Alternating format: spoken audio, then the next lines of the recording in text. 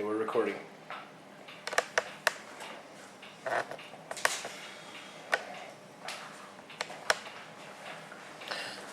Okay. We've all been there. It's 10 p.m. the night before an exam when you finally sit down to start studying. You begin to flip through your notes when you realize just how much you have yet to memorize before tomorrow morning. You begin to worry as you contemplate what your best option is. Do you pull an all-nighter? Do you study for a few hours to allow yourself a couple more hours of sleep? A feeling of many emotions overcomes you. The next thought that comes to mind is that I'm stressed. But what exactly is stress?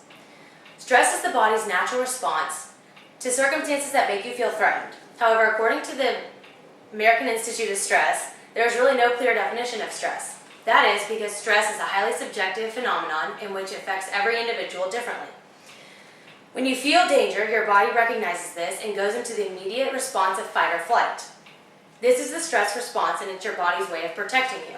According to authors Melinda Smith, Robert Siegel, and Dr. Siegel, from helpguide.org, when your body recognizes this stress, a flow of stress hormones are released throughout the body, including adrenaline, which prepares your body for fight or flight. This is why you feel your heart rate increase, your breath quicken, or your muscles tighten. Your body is preparing you for any danger that you feel. A common misconception about stress is that it's always bad for you.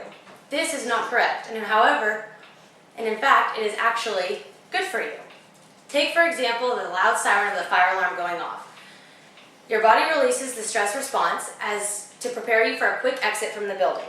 Stress is what drives you to complete a task at hand. It's what helps you to memorize all the material for your test the next morning. The main issue with stress, then, is how you manage it. Another common misconception about stress is that it cannot be avoided. If you plan out your days, stress can be avoided. Successful planning involves working on simple tasks first and then completing more difficult ones. It is important to remember not to bite off more than you can chew, and if you need help, ask for it. The American Psychological Association offers advice on how to recognize stress and ways to manage stress. This is derived from the Stress Solution by Dr. Lyle Miller and Dr. Alma Smith. It is important to remember that stress affects every individual differently, and there is no cure-all for stress. Maybe you feel frustrated or exhausted or your muscles tighten.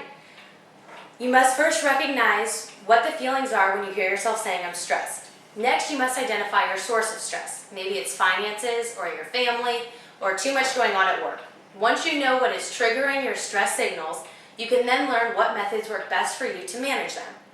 Maybe it's going on a walk, talking with friends, or exercising. But remember, it is unique to every individual. Now that we have discussed that some stress is good for you and how to recognize and manage stress, we must now discuss the negative effects of too much stress. When stress becomes a hindrance on your daily life, that is when your body is taking on too much stress. Long-term exposure to stress can lead to an increased risk for heart attack or stroke, quicken the aging process, and even lead to depression and anxiety. This was not said to scare you, rather to reiterate the importance of recognizing your stress signals and learning how to manage them. You may not be able to control the events that occur in your life, but you can control how you react to them. I've created a stress pamphlet that gives examples of external and internal sources of stress, stress symptoms, and stress relievers. I've created this to hand out to the audience. Learn to take charge. Take charge of your thoughts, your emotions, your schedule, and your environment. With practice, you can learn to spot your personal stressors and how to control them when you feel the pressure building. The American Institute of Stress illustrates a perfect example of how the same stressor can affect individuals differently and how to take control of it. Take, for example, a steep roller coaster. The people in the front have their arms up and eyes wide open. The people in the back have their hands clenched to the rail and their eyes shut. What separates these two groups of people? What separates them is the control they have. While neither group has more or less control, what separates them is the perceived control they have while on the roller coaster. By taking charge of the stressors in your life, you can move from the back of the roller coaster to the front. In conclusion, stress is difficult to define because stress affects every individual differently. A little bit of stress is a good thing in that it helps you accomplish the task at hand. However, too much stress can lead to negative effects on the body. It is important to learn what triggers the stresses in your life and what methods work best for managing stress for yourself. Learn to take charge and move from the back of the roller coaster to the front. In the words of Eleanor Roosevelt, Nobody can make you feel inferior without your consent.